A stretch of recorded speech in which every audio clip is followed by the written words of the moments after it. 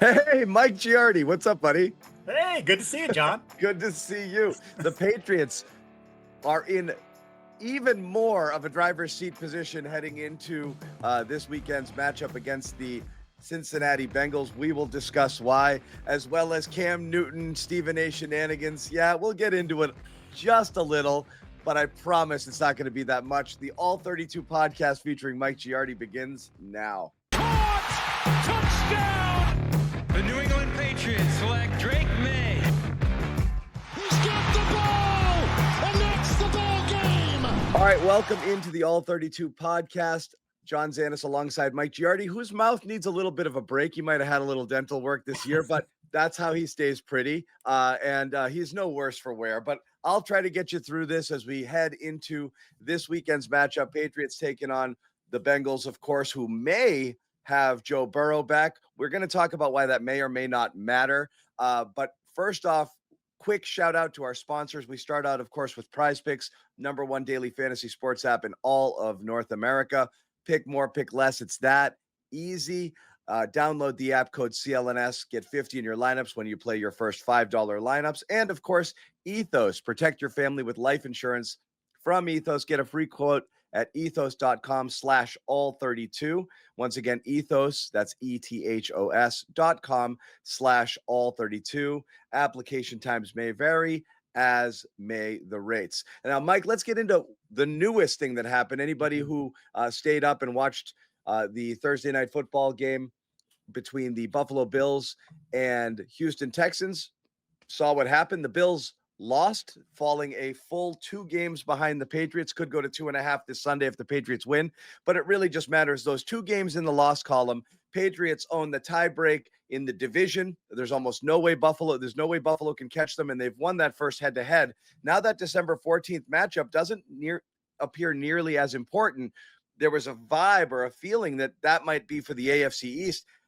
It's almost impossible for the Patriots to bungle this one. Before we get into the Pats, are we going to have to start to rethink what we think about the Buffalo Bills after seeing a few of these kind of stinkers, not back to back because they had a good win against Tampa recently, which everyone thought they were back, and Josh Allen was Josh Allening, but you saw what they looked like last night, and that offense looks like it doesn't have an identity, and it's not nearly as lethal as you would expect them to be with a guy like Josh Allen at the helm. John, they are such a flawed football team, and I don't think anybody really saw this coming into the year. And obviously, they got off to the great start, too. So it was like, oh, they're going to do it again. Josh doesn't need the alpha receiver. He can elevate all the guys around him. And the Patriots started this process of exposing what the Bills are, and it has sort of continued for months now. You talked about the offensive identity. They don't have anyone that separates. Everything they do, there's a cap on them defensively. 25 yards. You're not, I know they had the long passes against Tampa, but we're talking about the last 8 or 9 games where teams are just putting this umbrella over it and saying, okay, we're just going to make you throw 4 5-yard completions to Khalil Shakir or whoever, and then they're going to have to do the rest of the work. We're not going to let you, Josh, with your big arm beat us. I think that's a personnel issue, right? Because Brandon Beane, and clearly they tried to fix it at the trade deadline. They pursued Jalen Waddle from Miami and couldn't get that deal done. They understood what their issues were. They should have understood what their issues were going into the offseason. And instead of spending $12 to $13 million on Joshua Palmer to play wide receiver, they should have aimed bigger. Palmer's been a disappointment. Like I said, not getting much around him. Another thing that's happened with this offense is their offensive line for the last 2 years, last year and the year before, was as good an offensive line as there was in football. That offensive line is breaking down. You saw Spencer Brown, their right tackle, is a terrific player, playing with one arm yesterday. You can't play against one arm against most anybody, certainly not against Will Anderson, who absolutely torched him. They had to take him out of the game in the fourth quarter, and then they went right at the backup as well. So that's an issue. And then finally, it's Joe Brady, the offensive coordinator, who was everybody's darling. Josh wins the MVP, Brady with the everyone eats mentality. My guy Nate Tice at Yahoo, great point about this, and I've been talking about this with friends for weeks about the play calling is so vanilla and so predictable. They run mesh on third downs. That's all they do. They run mesh. The defense knows it, and you saw it last night. big spots in the game. They were running the routes for the Bills receivers. And that's that. Like that, you can't get anything done that way. So Josh Allen, I think, is still phenomenal. I know people are starting to like shovel dirt on Josh Allen. Relax. It's what's going on around him. But he can't elevate that group like he could in the past because they're, again, injured and they're just not as good. Teams know what they're doing. That is a flawed football team. And we're just talking about the offense, John. Defensively, they don't stop the run. Woody Marks had a career high in rushing yards. Like Houston can't run the ball. And they did against them, right? It's just, there's so many different issues with that football team that it's, as I tweeted last night, it's not a scheme problem now. This is a personnel problem.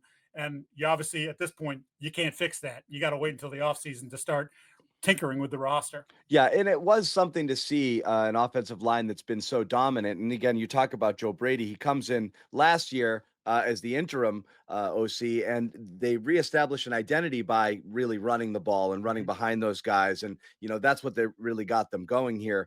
And yeah, they're definitely, you see breakdowns, but it is amazing to see an offensive line, even if they're not what they were, of that quality, get absolutely ragdolled by the Houston Texans defensive front. My question to you is, how much of that last night was, again, you're talking about 8 sacks with Josh Allen. How much of that was Josh Allen trying to play hero ball because he's just trying to extend plays long enough? Obviously, that 18-yard sack there near the end was Allen just trying to find something to keep a drive alive. It is what it is there. But how much of that was on the O-line or Allen, or just receivers not being open and Allen just hanging on too long? Because there's definitely a combination of all of those things going on with them right now. But I think it starts with guys not getting open, and then you have to move around. Then protection breaks down, especially against that team and how they get after you. And he is trying to do everything he can to elevate what is a subpar group around him. And again, I can't say enough about how poor the receivers are on that football team. Like, I mean, Keon Coleman, their second-round pick, who, if you believe some people, that's the guy the Patriots actually wanted in the draft 2 years ago, and instead ended up with Jalen Polk. We know how that worked. Which worked out well, right? But the Keon Coleman thing wouldn't work out either. You watch Keon Coleman's tape; like they have every reason to not play him. Forget about him missing meetings, which is why this started his 2-game streak of being inactive. Yeah, he just sucks. Lack of effort too. Like you're talking about, you're the primary guy and you're going 75% on a route. Like who are you? What are you, Randy Moss? Like you're not that. So personnel issues, inability to separate. You saw, like I said, you saw what the Patriots did against them. The Patriots were like, and they didn't go full on play man all game, but they played a lot of man because they were like, these guys aren't going to get open against us. And that gives us more bodies to do other things, including pressure, Josh Allen, including, hey, let's help this guy over here. Like that sort of set a blueprint, I think, for everybody else and how they played the Buffalo Bills. It is interesting when you look at those receivers as well. And, what could have been, again, there was a lot of talk that the Patriots were trying to get back into that first round to potentially take. Keon Coleman was one of the targets. Mm-hmm. Another one was Xavier Legette for Carolina. Neither one of those guys have panned out. It's really only the guy they missed on at their actual pick, Ladd McConkey, that you're like, oh man. But everyone else they were rumored to be involved with. A.D. Mitchell, again, hasn't done any. We saw what just happened with him last week in a new location. One team already gave up on him, and he absolutely, just craps all over himself in his Jets debut. But all of those guys, even Pearsall, we don't know. He's been hurt on and off. Xavier Worthy doesn't look like he could do anything but run in a straight line. Brian Thomas Jr. leads the league in drops. That whole bottom part of that draft where the Patriots were like, they missed on Polk. They might have missed on a lot of different guys there. So it is interesting seeing that, how hard it is. It's also, not to jump on my soapbox, but why I always say, Mike, you got to draft receivers a lot because they don't always hit. Patriots have always been a kind of one and done. I took a day 2 guy. I'll take another one in 4 years. It doesn't work that way. No. All of the best teams, they keep trying to hit because it's not automatic. It's an awesome point because the Pittsburgh Steelers, so I think everybody agrees, like, boy, does anybody get the receiver position? They draft receivers constantly. Multiples in every draft. They draft them high. They draft them in the mid rounds. They draft them late. And like, hey, you go back and you look at their draft list. And you're like, oh, they hit on this guy. They hit on this guy. They hit on this guy. They missed on a lot too, but they keep swinging and they hit it with volume after a while. It's like No, we find the guys that work for our system and we try some other guys. Roman Wilson, perfect example, guy I really liked coming out of the draft 2 years ago. He's been basically a non-factor for him, but like they just keep throwing darts and you throw enough of them, you hit. You got to get there. Even like a team like the Eagles, who everybody thinks only drafts defensive linemen. You had Jalen Rieger, who went there famously instead of Justin Jefferson on that one. It's a whiff, and it's like, okay, we got to address it. So what do? Draft Devonta Smith, go trade for A.J. Brown. This is a position you have to spend a lot of money and resources on if you want to be good at it. The Bills have largely kind of whiffed here. And again, they don't have anything, with Shakir, and basically their best receiver is Dalton Kincaid, who's been injured, who's almost operating as a slot. He's not even really playable as a tight end there. So they're a bit of a mess. So I guess I'll ask you off of this now, did we get it wrong, with the Bills? Are they not as good as we thought? I think there was a feel that, okay, the Patriots won that game, but Buffalo played as poor the first time they met, played as poorly as they could. They turned it over. We didn't really see them really unleash the beast. Are the Patriots actually just better? Yes. Yeah. The last 2 months will tell you that the Patriots are just a better actually team. better on paper and on the field. They Yep. actually have more talent and better coaching and a better system in place right now than the Bills. That's a shocking thing to think, or it's something we would have never said, or you would have been run out of here like Taylor Kyles if you said something like that at the beginning of the year, Yeah. And I keep saying, like, the Patriots are still, to me, they're still an off season away. They're another cycle away from For sure. draft and free agency from having the kind of roster that Mike envisioned when he took the job, when Ryan Cowden and those guys, like, we have some guys that are overperforming. We obviously, Drake has gone, super nuclear here in this way that maybe came a little bit faster than they thought, but like there's still 7, 8, 9 players that they can attract in the offseason or draft in the offseason that will help them become a more talented football team going forward. Cause I still think the talent maybe we underrated it, but it's still not like top of the league. They're just, everything is coming together. Everything is turning up all Patriots right now. And they are, and that is the shame. And I think that's what that lost year with Mayo and with kind of the patchwork coaching staff and the transition, just handing the keys over to Wolf. And again, I'm not going to necessarily disparage, I think you need a little bit more of a runway to figure out, but that was a whiff. It was a whiff with the draft. It was a whiff with free agency, and you smoked year one of a quarterback's rookie deal. You would have liked the Patriots to be here last year, or at least starting to show improvement, so you could have loaded up. And then year 3 is that go for it year with the rookie. They still might get there just because Maye has developed as quickly as he has. On the other side of this weekend's matchup, and again, it's amazing to think that we could have a conversation and say that Drake Maye would be going against Joe Burrow and the Patriots have the quarterback edge, which is insane. But all signs seem to be pointing towards Burrow playing in this game, which some people are saying desperate, a little too soon. He's going to be limited. Who knows? Some of the Twitter doctors out there thought he needed at least another month, and by that point, the season would be over. So why bother? But it looks like he's just going to go for it. You don't necessarily think that that's going to make a big difference? No, because I think there's a lot of rust that's going to be showing on Joe Burrow. This isn't, look, they started off the year 2-0 with Joe Burrow, a quarterback. And if you look at his numbers, I think he threw for 134 and then he threw for 76 in the first 2 games. Which is also a departure because he normally just they've been awful in openers, right? And they had tried to rework the way they did in the entire offseason because they've started off slowly in the last few years. And we keep digging ourselves this hole that we can't get out of. So this year they put a little bit more emphasis on it. They won their first 2. Of course, then he gets hurt.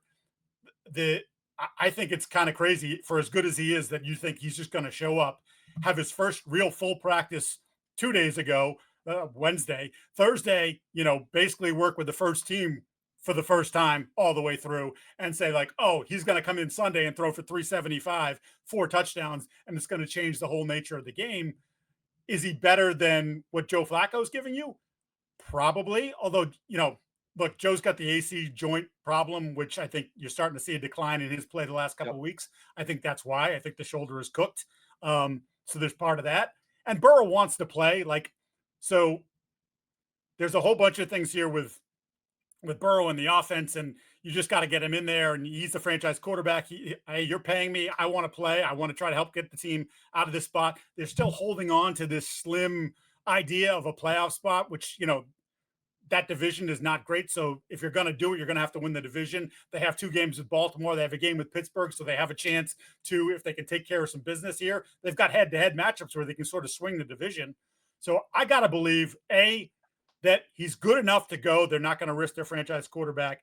B, that there's a lot of people looking around, especially the head coach, saying, boy, I really like him to play because my job is at stake here. We missed the playoffs again. There's going to be some change. It's not going to be the GM because he's best friends with Mike Brown. Mike Brown is, the owner, the scouts, they're all Browns. Duke Tobin is essentially in that group. And why I don't think it's going to be a big difference in general, John, is because their defense is the worst freaking defense that I have ever seen. Possibly.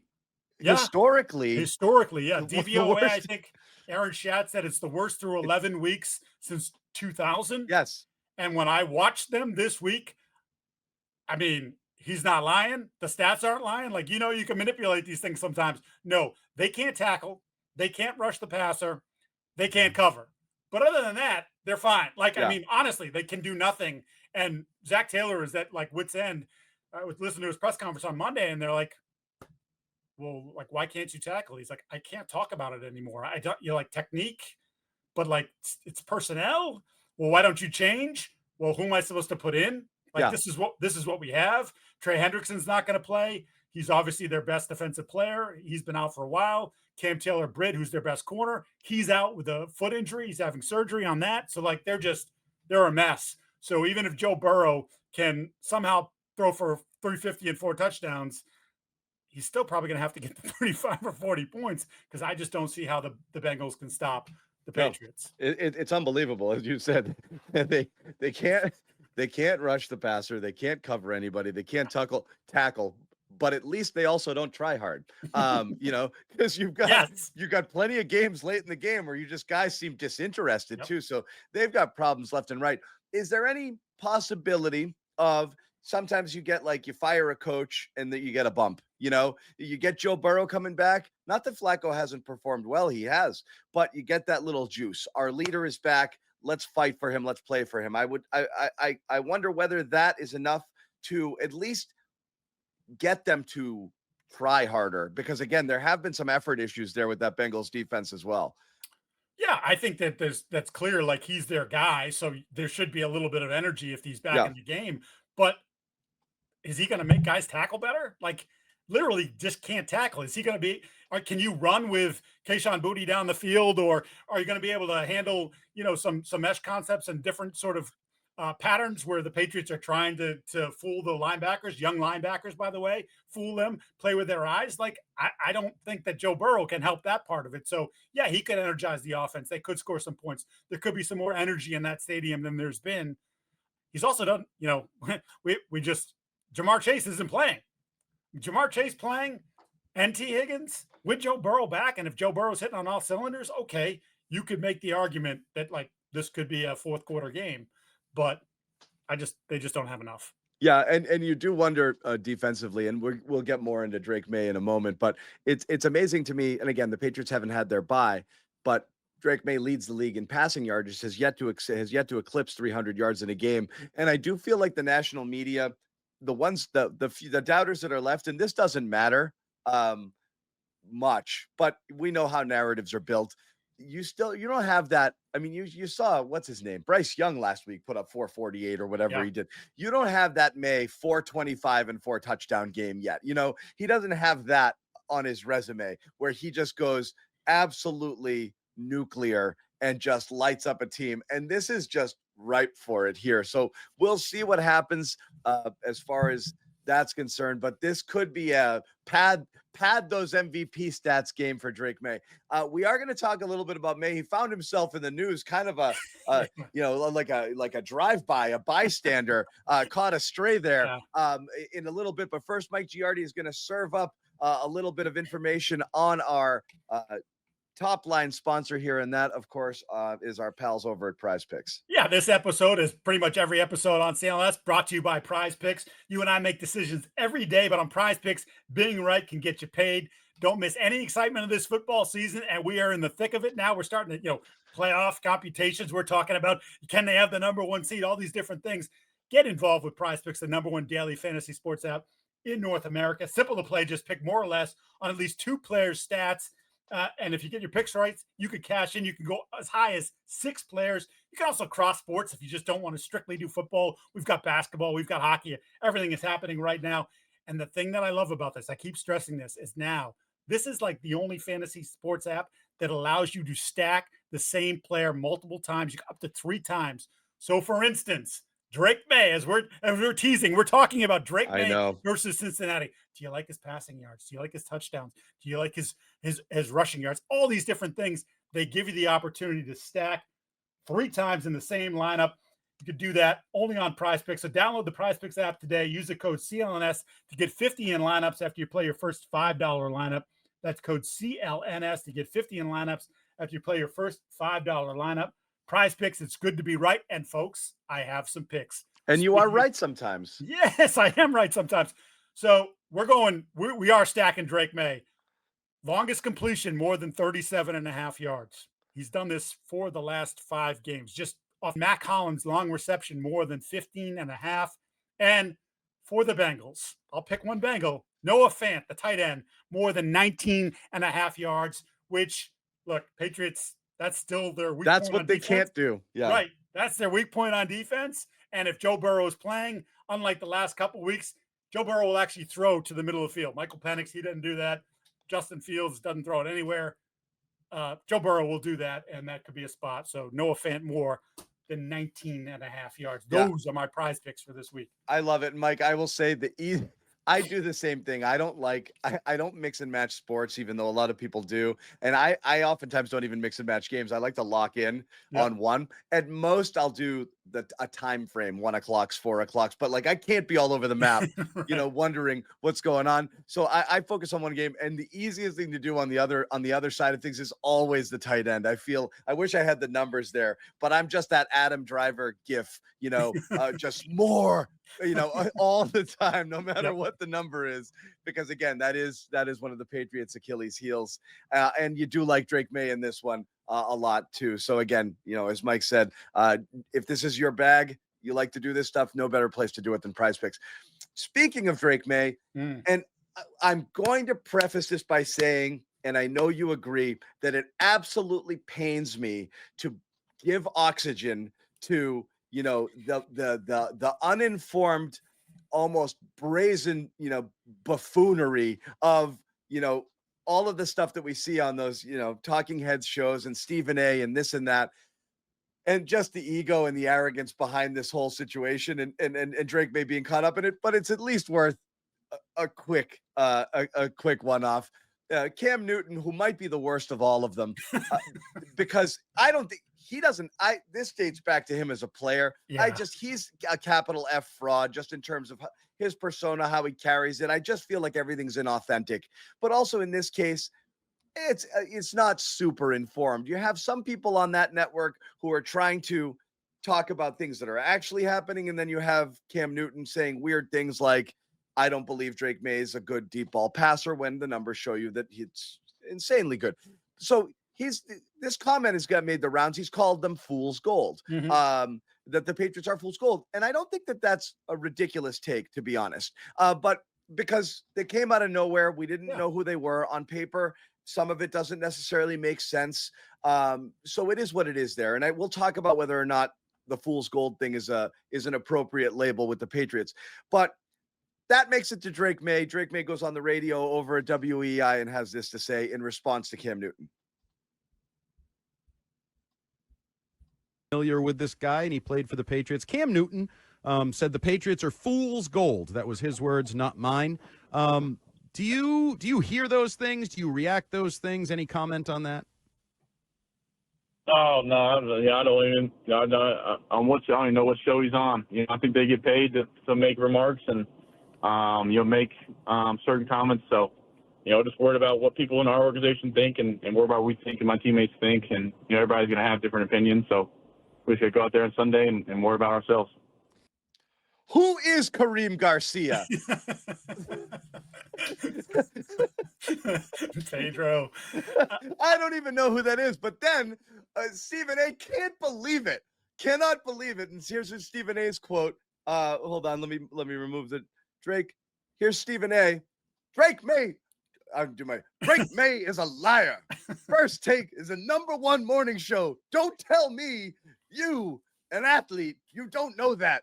Don't tell me as an athlete you don't know that Cam Newton is on the show. You lying. How was that? That was pretty good. It was pretty Pretty good. good.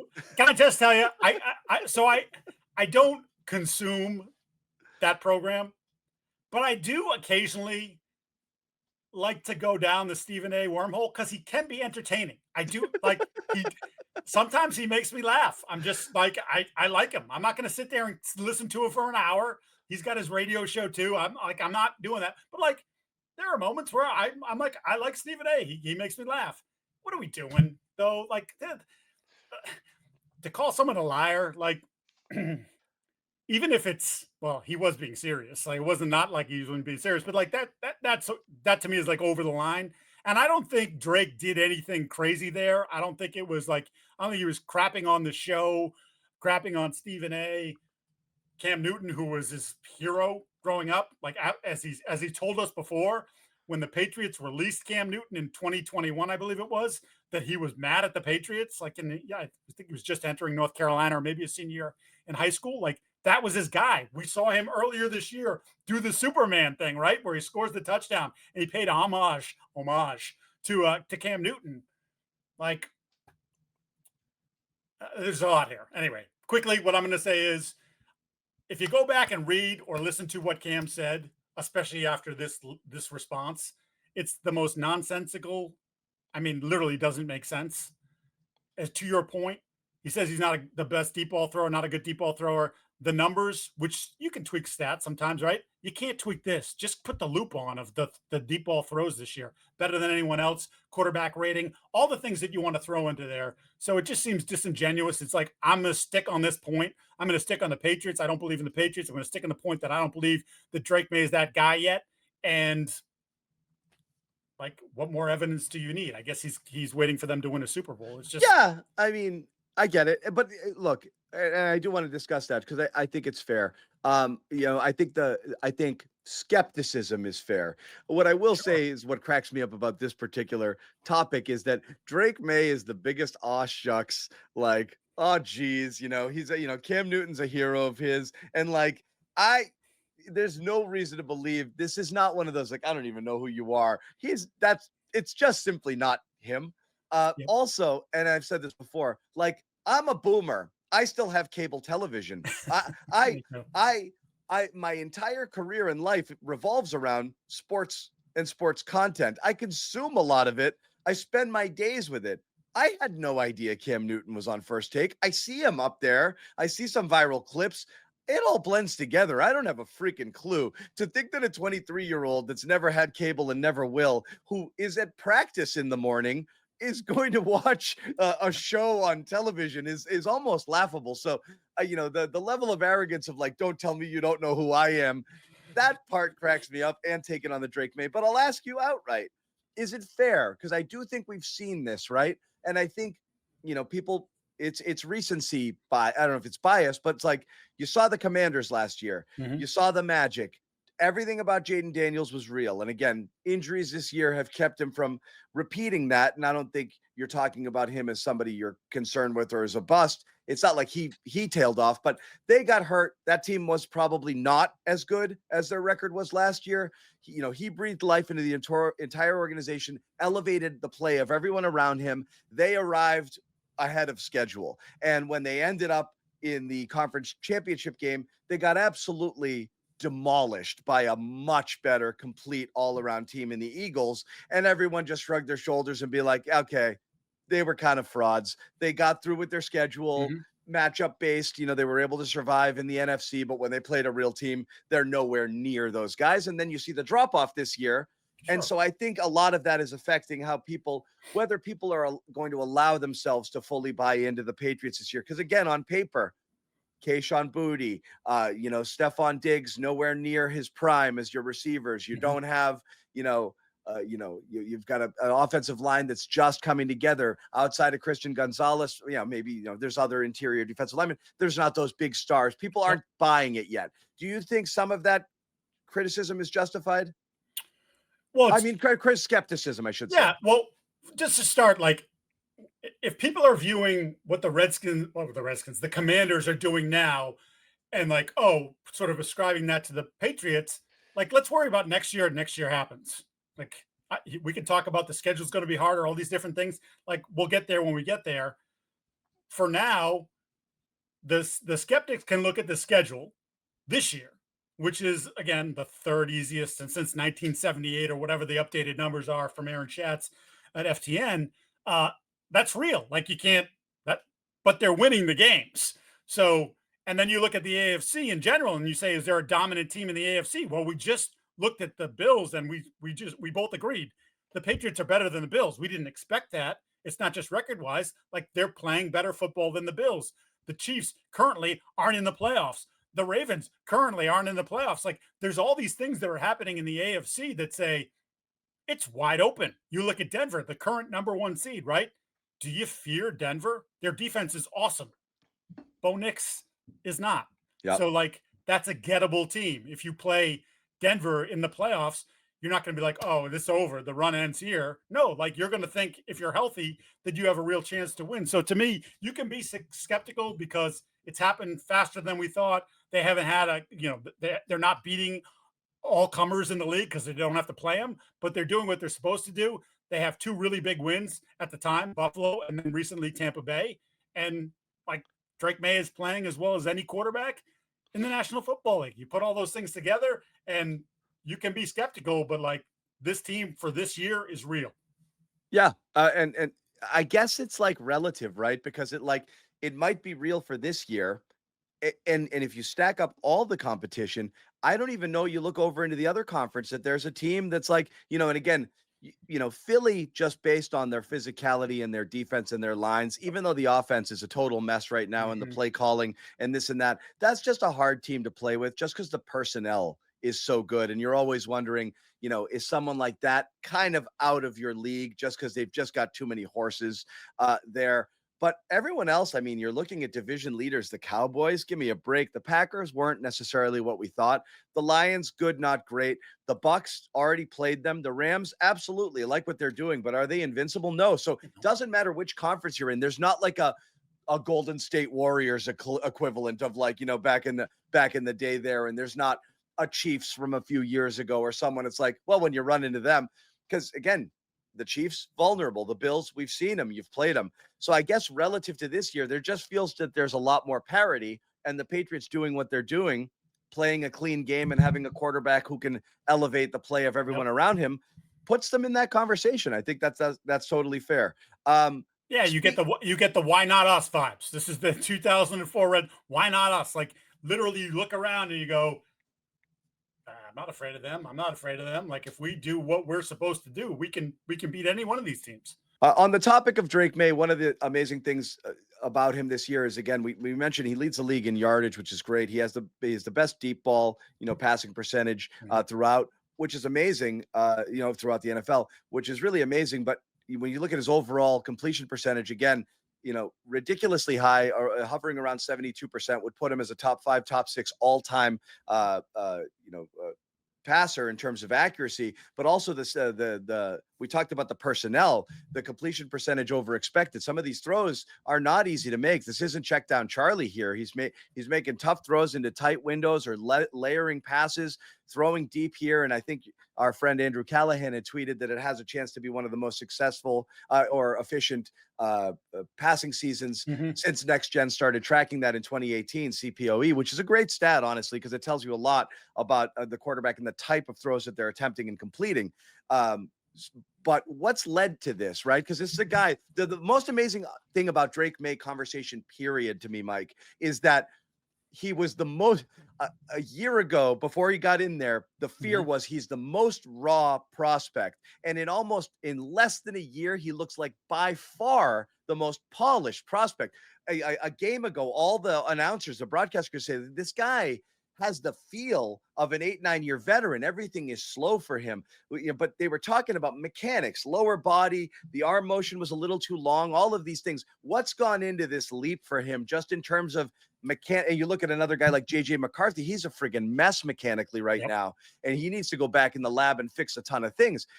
How did Maye get here so quickly? Well, let's start with the fact that he went in the offseason to quarterback country. David Morris runs that down there, and worked hard with him to tighten up some of the things that even last year, when he was a 66% passer behind a wretched offensive line, that, some of those things showed up. And there were times you're like, he's missing layups, or that, like, why is that throw 5 yards over the guy's head? Why did he not turn his body? Like, just simple fundamental things.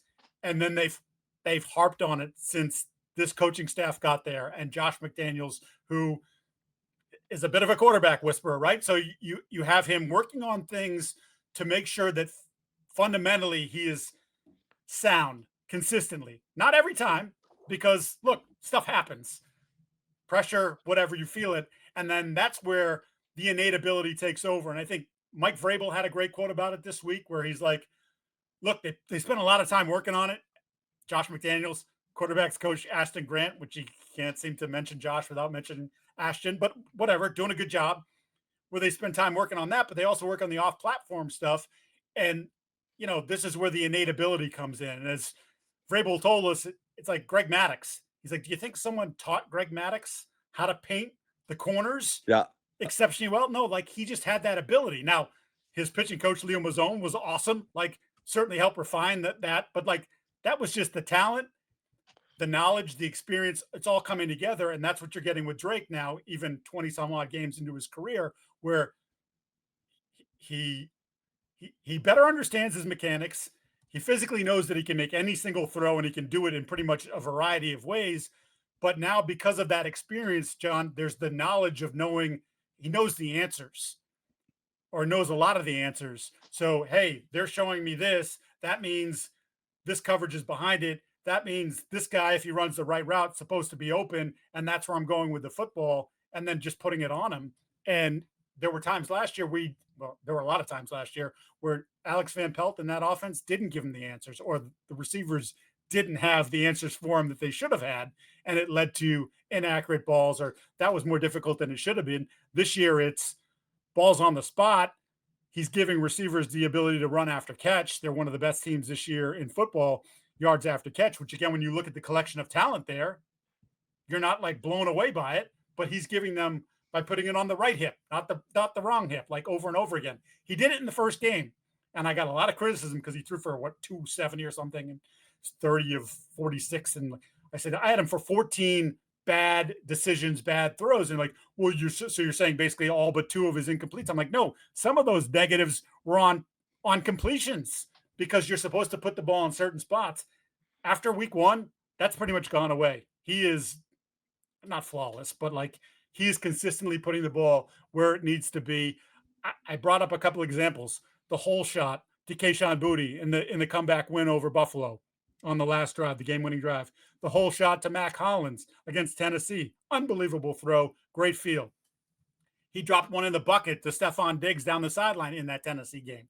Of course, the touchdown pass in the Tampa game to Stephon Diggs, where, it's a short throw, but like, he put it where only his guy could get it. It was either touchdown or nothing, right? And I know that was a 4th down, so nothing wouldn't have worked. But like, point is, he put it where only his guy could get it. And I could give you a million other examples. I'm sure you could spit them back to me as well. And so that part of it, again, it's like the mental slowing down enough that the physical is shining through. Like it's like the perfect marriage at this point. And I think that's why in many cases you're seeing what is, an historical season, or at least on pace to be one.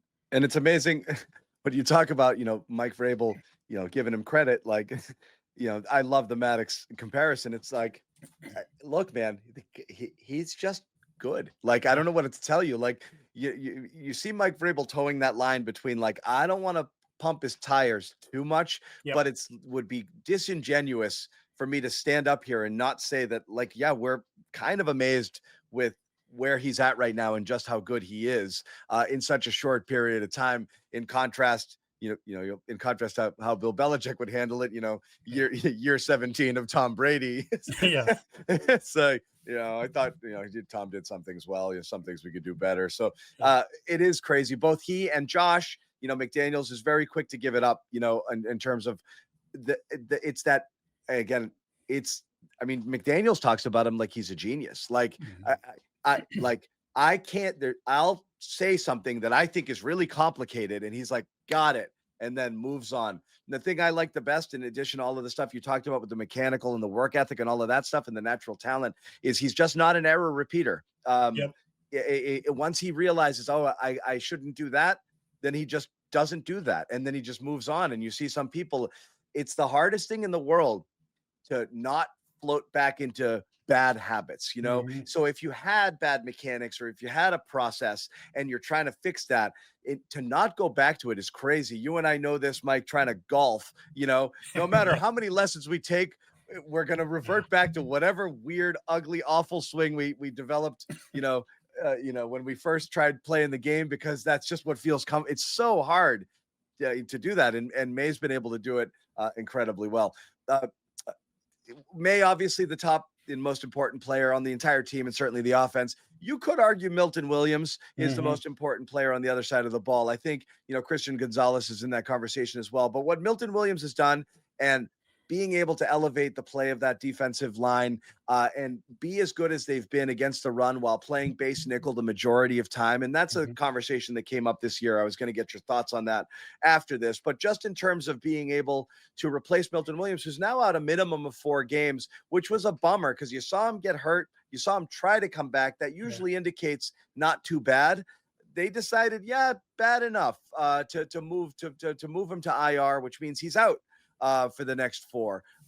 You saw an instant drop last week when he went out there in terms of the people that they brought in there. How big a loss is this, and how do they get around it? I think it's really big. It's funny because I think I'm going to be talking. It's going to seem like I'm talking out of both sides of my mouth. I think this is probably their deepest position, the interior defensive line, with the play they've gotten from some of those guys at various points this year. But what Williams has given them is a level of consistency from week 1 through week 11 that none of the other guys have given them.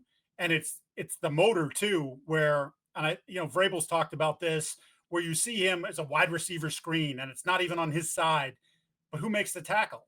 It's Milton Williams. Like, the energy is constantly revving. He wants to be great. He wants to earn the contract. And I think to this point, and you can look at the stats and say he's not doing it. Please, if you're watching the games, he is doing it. He's meant a ton to them. So now it's going to be a rotation. And why I say I'm talking out of both sides of my mouth is because even though Christian Barmore had a sack last week, his first one of the year, his last 2 weeks hasn't been great. And obviously the week prior to that was the Atlanta game where he sat out the entire first quarter for disciplinary reasons, which we never fully got into what those were, but whatever. And then he was shot out of a cannon after that and played great. But point being, so we've had now this weird 3-week period where Christian Barmore wasn't playing to the level that he was for 5 weeks, and you were getting that consistent play. Khyiris Tonga, who has been everybody's favorite and has been a revelation all year long, probably his worst game in 2 months. Yeah. Again, not terrible. We're not talking about he's getting killed, but just not the same impact. Sure. And again, no Milton Williams. Is there a correlation between Tonga not playing his best when Williams goes out early in the game? And that was the first drive of the game, right? 5 minutes in or whatever. Right. The one guy that has really surprised me, John, and this is like a deep cut, is Corey Durden. Yeah. And I was looking up some of his numbers. His pass rush win rate, easy for me to say with the bell surgery, 21%, north of 21%, which is the highest on the team by far. Now, granted, he's got less than half of the same pass rush reps, but we're still talking 110 pass rush reps. So that's a lot of success for him. So he's someone that's going to take on a bigger role, I think, especially on third downs. And I really love Josh Farmer. I thought Josh Farmer has every week this year for 6 or 7 weeks was making 2 or 3 plays a game. And you're like, I kept talking to him after games. I'd be like, I saw you again today. You keep showing up in your 12 to 15 reps. Now he missed last week with the ankle. So we'll see, if he's full strength and whether maybe his reps are cut a little bit because he's not. He's someone that certainly can help fill the void. So they've got bodies there to do it. They just need to sort of get back to playing at the level other than Durden that we've seen over the course of the year. If they do that, then they should be able to manage it pretty good. But again, he's a really good football player. They paid him a lot of money, as the guys told me, and I talked to all the D-line guys this week, and they're like, he's the heartbeat of our group. He makes us go. So you miss that guy, and you're going to feel it. Yeah. I did want to address those comments that came out earlier in the week, also from the worldwide leader, trying to manufacture some content and get your take on whether or not, there's anything to that. Before we hit that, we do want to give another shout out, Mike, and I'll let you take it away. Another one of our sponsors, Ethos.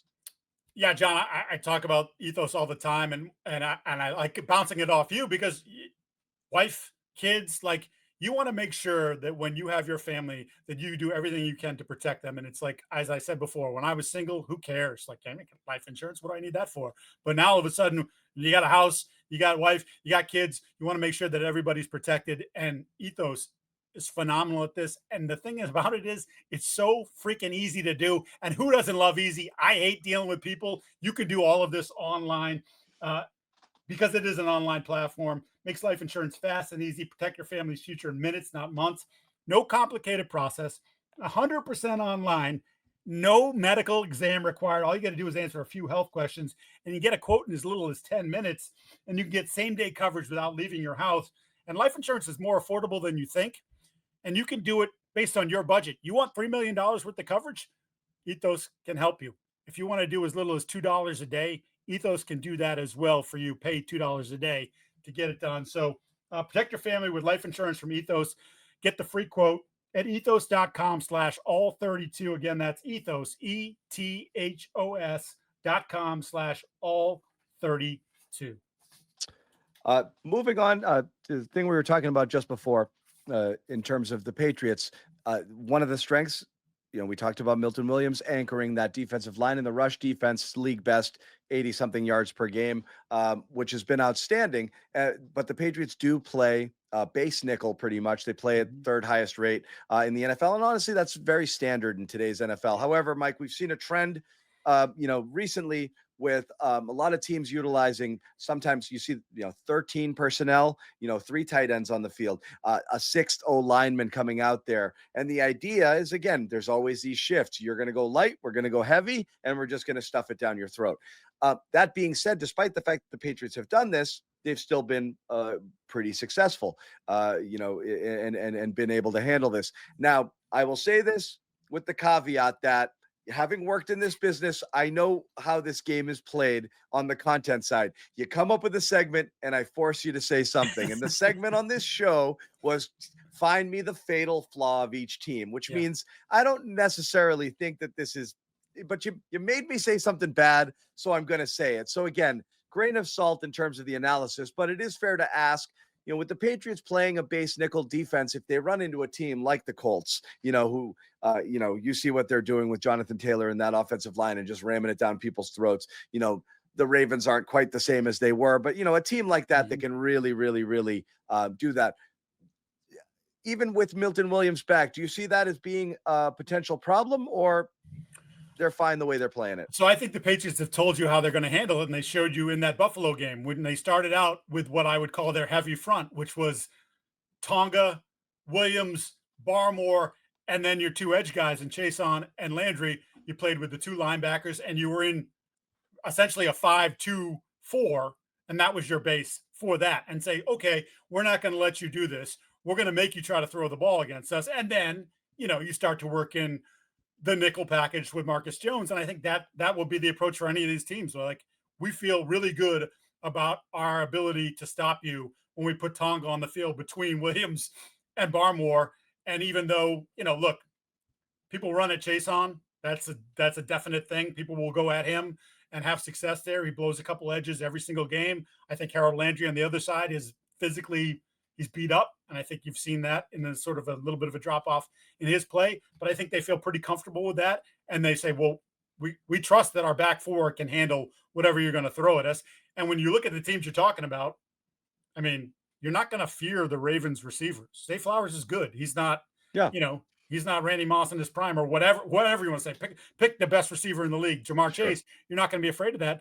Ditto with Buffalo. You already did that. You already lived that. Kansas City's sort of the same way. Like Rashee Rice, a lot of Rashee Rice stuff is underneath stuff. So again, you're not worried about him going over the top of you. And like you said, Xavier Worthy is only fast in a straight line. And if you get a hand on him, that 4.2 becomes a 4.6 real fast. Yep. So I don't think it is the fatal flaw for them. I think they have the ability to adjust and be a chameleon in that sense. Yeah. And again, I think actually the key to success in the NFL is finding a way to be able to keep more defensive backs on the field to protect yourself against high-powered passing offenses and be able to be stout enough up front. What the Patriots are, I think that this suits not just their personnel well, but I think it's a sound defensive strategy, even though you do see teams starting to lean a little bit heavier here. Right now, if it ain't broke, don't fix it. So again, the caveat of it wasn't necessarily an authentic take. It was, I got to say something, so I'm going to say that, and that's what it was. But again, oh, how dare you say something about our Patriots? It gets the rage. It's like the schedule thing. Like I'm sorry that you like. It's fact. It's fact that the schedule is soft. It's not your fault. It's a fact. It's statistically proven to be one of the easiest schedules in 50-something years. It's a fact. It's a fact that the Celtics had an easy ride to the 2024 NBA title. Didn't mean they weren't the best team in the NBA. They were. No, but they also had an easy ride. You don't, when you hang the banner, you don't put an asterisk next to it and say we had the easiest road. No, you won the freaking championship. We all saw it. So same thing here. You win a championship, whatever. Except the Lakers COVID banner. That might need an asterisk. That one might need. I will say though, thank God for that, because I was losing my mind. At least there was some live sports. That's when I really got into UFC too, because they were just screw it. We're gonna keep fighting. That's good or bad. That's how this happened. we had nothing to talk about, so I was like, oh yeah, sure, I'll do a post game show, and we started the Garden Report. So yeah, thank God for NBA during that time. We needed it badly. We're gonna close the show out with a little rapid fire segment. You go as fast as you want with the answers. Doesn't have to be, whatever, but we'll try to keep everything under a minute. Some other things going around the NFL that I think are interesting. Kansas City Chiefs sitting at 5-5, about to take on the Indianapolis Colts. They lose this one, Mike. Are they missing the playoffs? Yeah, I think they absolutely have to have this one. I thought they turned the corner a few weeks ago, right, when they'd won 5 in a row, and now right back to it, dropping a couple. Their offense is sadly very predictable. In many ways, it's not the same offense, but in many ways, what I'm talking about with the Bills offense is what I'm talking about with the Chiefs offense. There's a lack of creativity, which is mostly born from poor personnel or, whatever, just average personnel. Their run game, they paid no mind to it for a bunch of years because they didn't have to. And now with this personnel issue and the line problem, now that they can't run the ball consistently, they're really easy to defend. Yeah. Switching gears, defending Super Bowl champs, Philadelphia Eagles, sitting again at 8-2. They haven't been that impressive. A lot of it has to do with the offense sputtering a little bit here. And every single week, there's something new from A.J. Brown. The latest being, and again, just asked about his lack of production. And I think I'll let you answer it, because I think I know why this is happening. But he's asked outright, hey, so I hate these questions, by the way. Some people are saying, but anyway, he's asked,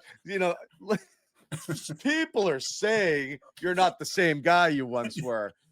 To which he responded, well, I guess Saquon isn't either, which, geez, dude, this is a guy who at the beginning of the year we're like, please trade him to the Patriots. I don't know that I don't know that I feel that way anymore, but what are your thoughts on these comments? What good is this doing right now over there in Philly? I hate it, John, because they are 8-2. And I understand this frustration, because with the talent that they have on offense, they shouldn't be this bad on offense. And clearly there are a lot of people in that building that feel like this is a Jalen Hurts issue, and that's continues to bubble to the surface, but they're committed to Jalen Hurts, and Jalen Hurts wins. And they don't just win because of him. Obviously that's the best roster in the league, I think, hands down. But I really wish he'd stop talking. And this is the kind of thing, I get the frustration, kid, but you're 8-2. What's more important to you, winning football games or your numbers? And it's pretty clear that he's another one of these receivers that I'd rather be 7-4 and be catching 7-8 balls a game than 8-2, 9-2, and catching 3 or 4, and 2 of them are courtesy check down throws because you just want to keep me happy. They've got to figure it out. Like this is Sirianni, this is the offensive coordinator Patullo, this is Hurts, this is AJ. But can you just stop talking? Stop talking. And again, I think it's right. I think it is a combo platter, but I think ultimately this is, again, potential fatal flaw. I just don't think Jalen Hurts sees it at speed. So he's just not able to get the ball to them down the field. And all you're going to get is those quick outs and those check downs and this and that. And an occasional deep shot, you see Devonta Smith, but that doesn't, if you get one-on-one, on the outside, and he can take that, but he just doesn't. I think it is a processing issue. And I think that's why they're kind of living the way that they are. I don't know that goes away. I certainly don't think it gets fixed if AJ Brown keeps talking.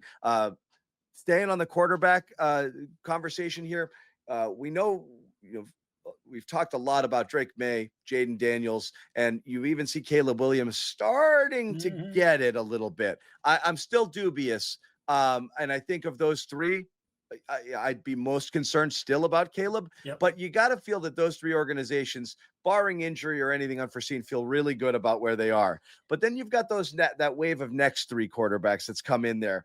We talked about the Broncos. I think if you put Drake Maye on the Broncos, they're Super Bowl favorites right now, but instead it's Bo Nix. You have Michael Penix now, who's, 47 years old, and having ACL.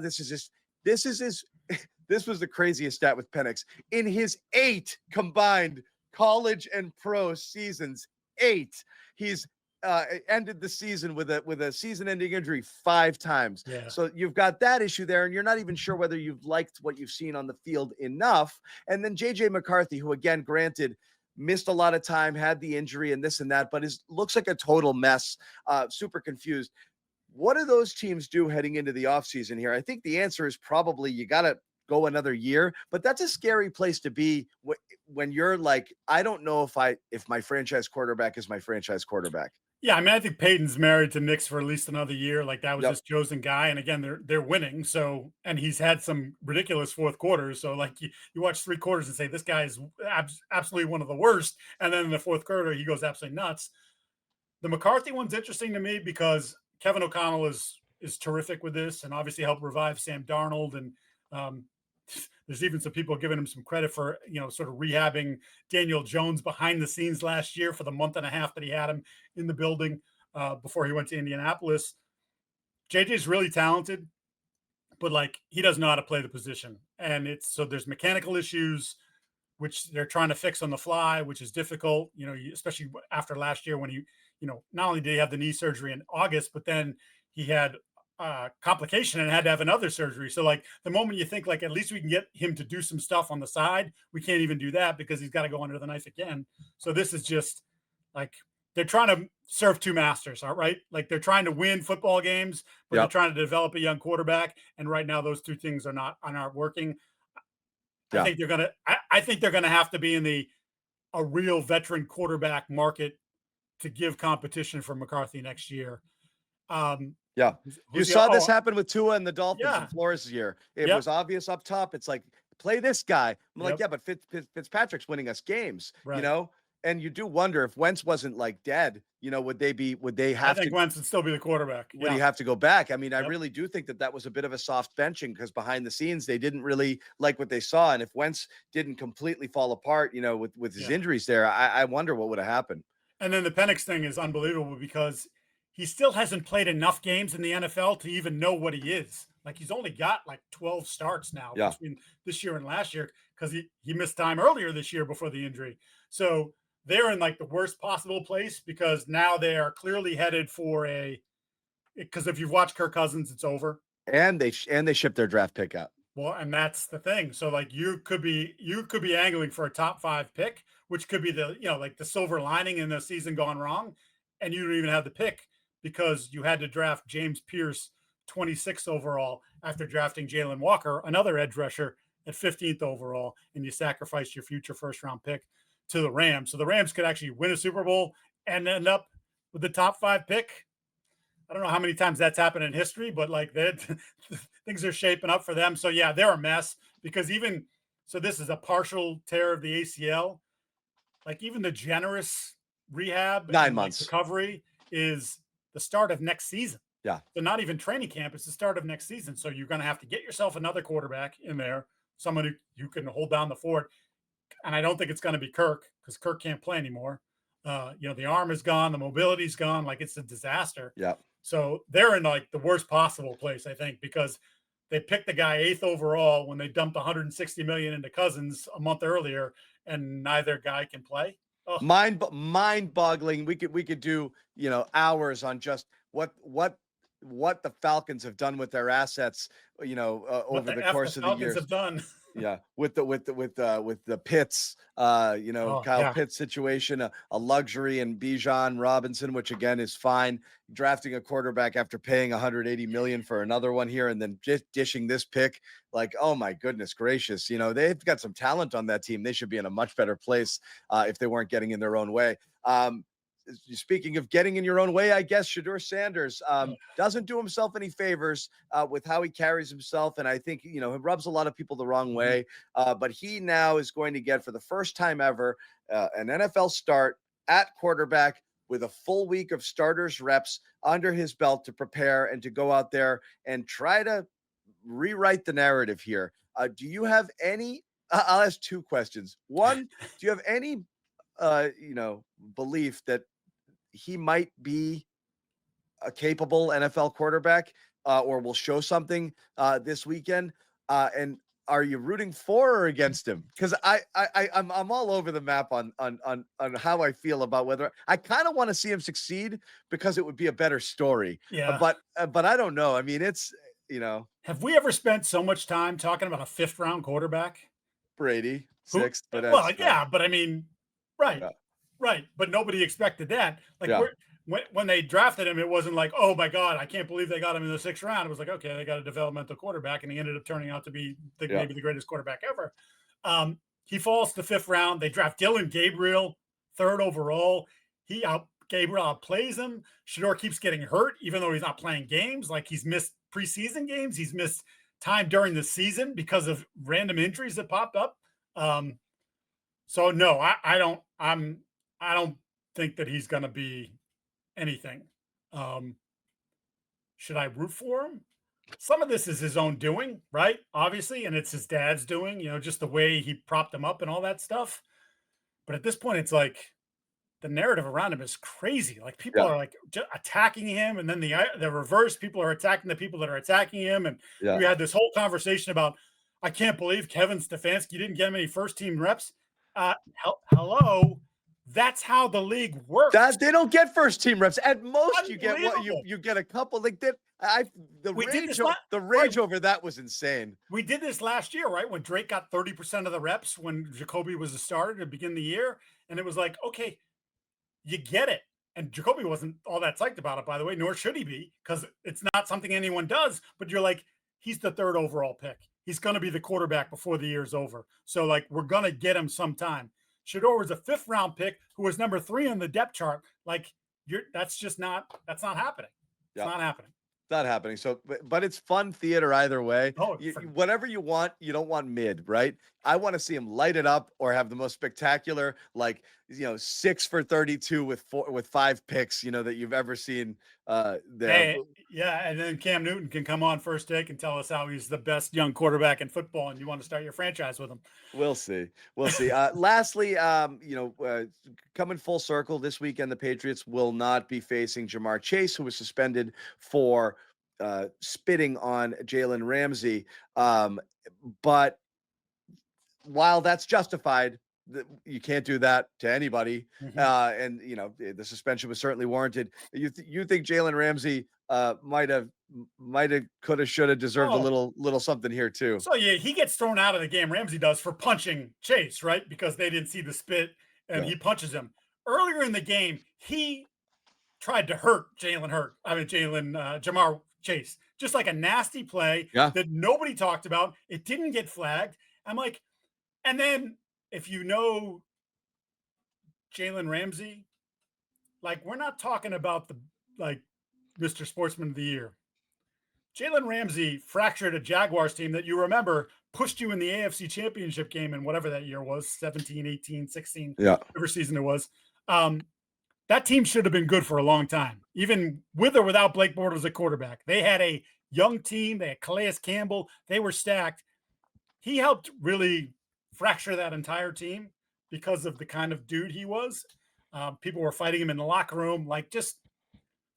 When you can't spit, I get it 100%, but Jalen Ramsey is no sweetheart here. Jalen Ramsey probably should be suspended as well. So that's all. Yeah. As an aside with that Patriots, Brady versus Bortles game, Stephon Gilmore was the hero in that one with a heroic pass breakup late. But I will say that game to me is notable for one reason and one reason only: the greatest cold open in the history of sports television with John Malkovich and the Boston Pops doing the Brady, Bortles, Belichick. It's the greatest piece of sports content. I don't remember this one. Oh my God. The machine stomps on. It's so good.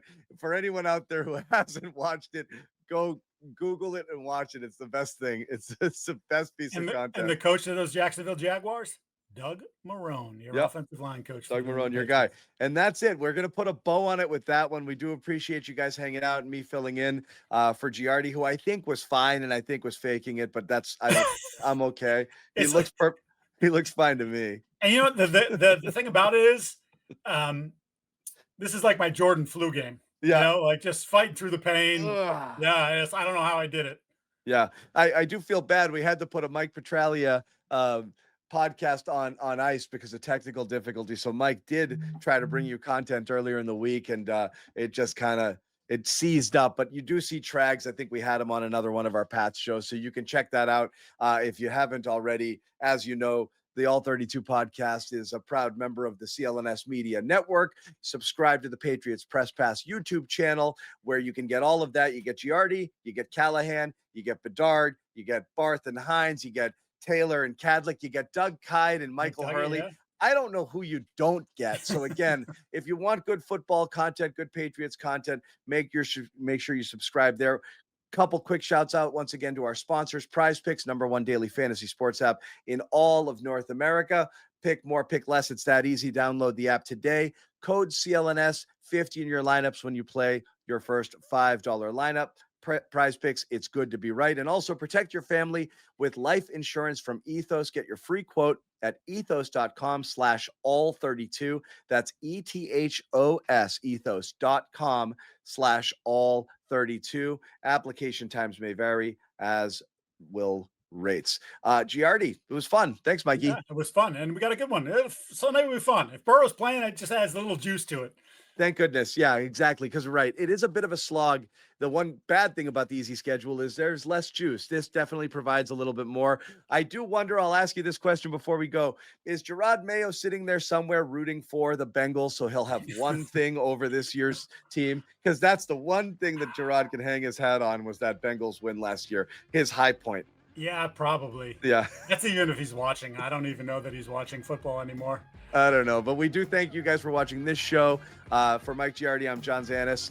We'll be talking about the Bengals and the Patriots next week. Mikey will be here breaking it down with Andrew Callahan on Monday night, as he usually does on the All 32 podcast, and he'll be back with his film review on Tuesday. Thank you guys for watching and listening, and we'll see you next week.